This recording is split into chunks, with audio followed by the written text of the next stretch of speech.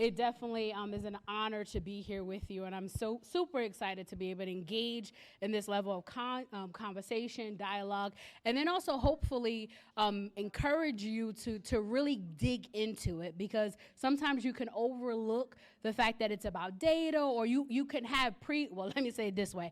I had preconceived notions about what I felt about data and the perception of it, but reading this book has really changed my perspective and has really encouraged me to do more with data that's available to me. So I'm excited that you're excited about reading this book. So for some of you, hello.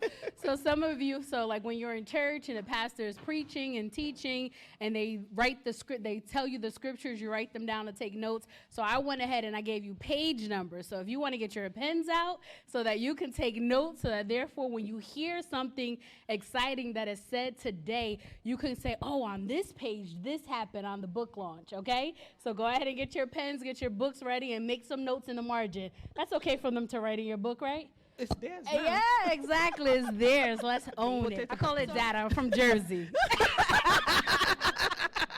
Can't go. Some words it's just still there. Talk a little bit about analytic people, the 4 different types of analytic individuals. Awesome. So we have 4 types, right? We have what we call analytic champions, analytic professionals, semi-professionals, and amateurs. The champions, they are both skilled technically, and they're good with analysis. They know the whole thing. The professionals, they're more like advanced, and they could create tools, developments, and stuff like that. And then you now have the semi-pro that will use.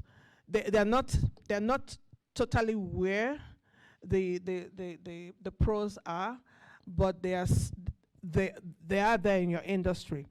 They're in the book. But the amateurs, they can speak about data. But the reason why it was broken down there is to explain that even as analysts, there are different levels, right? But all of them are necessary. We need to include all of them. Or even better still, help train them if that's where you find yourself, to make sure that they keep improving on their skills, because you would, I mentioned Goodness at the beginning, right? She's into analytics and, business information and stuff, and she talks more of the cybersecurity side and, the business gathering and all that. They're out there. And some of us, we can read it, talk about it, and use it. So yeah, wherever you are on that spectrum, you are necessary. Yeah. Yep. So page 42, for those of you who are note takers.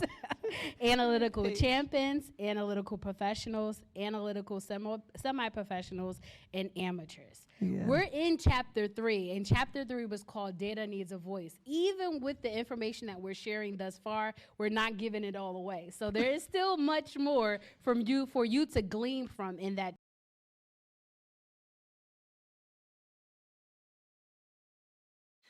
Hello everyone, my name is Dr. Ify Nathan, and I'm here excited to introduce my book. The name of the book is Data Speaks, Business Analytics for the Creative Leader. I found myself completing a doctoral program in strategic leadership out in Regent University in Virginia Beach. And I was very drawn to the data analytics part of the training, and I realized that I had a very keen interest in not only analyzing data, but being able to communicate data in a manner that appealed to different types of audiences. And I realized that why a lot of people shy away from data is because either it seems to be over their head or it's not communicated in a way that is meaningful for them. To be able to obtain a copy of my book, whether you want to get the hardcover or the paperback, you can visit drifynathan.com. If you want additional formats, you can visit Amazon and Barnes & Nobles.